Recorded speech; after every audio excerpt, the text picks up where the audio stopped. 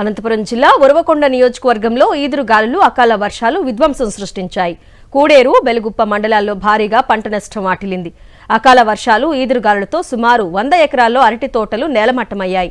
మరో 100 ఎకరాల్లో మొక్కజొన్న పంట తీవ్రంగా దెబ్బతింది. పలు ప్రాంతాల్లో కూరగాయల పంటలు పూర్తిగా నాశనమయ్యాయి. ప్రాథమిక అంచనా ప్రకారం సుమారు 50 మంది రైతులకు 3 కోట్లకు పైగా నష్టం వాటిల్లినట్లు సమాచారం. ముఖ్యంగా మొక్కజొన్న, ఉద్యాన పంటలపై ఆధారపడిన రైతులు ఆర్థికంగా కుదేలయ్యారు. ప్రభుత్వం వెంటనే స్పందించి పరిహారం అందించాలని విజ్ఞప్తి చేస్తున్నారు.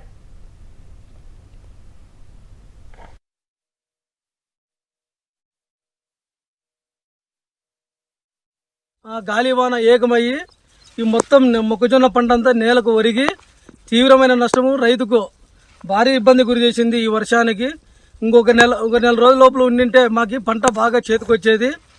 ఈ ఒక్కొక్క ఎకరానికి 40,000 రూపాయల పెట్టుబడి మాకు వచ్చింది. దాదాపు ఈ మూడు ఎకరాల పంటకు 1,20,000 వరకు మాకు పెట్టుబడి వచ్చింది.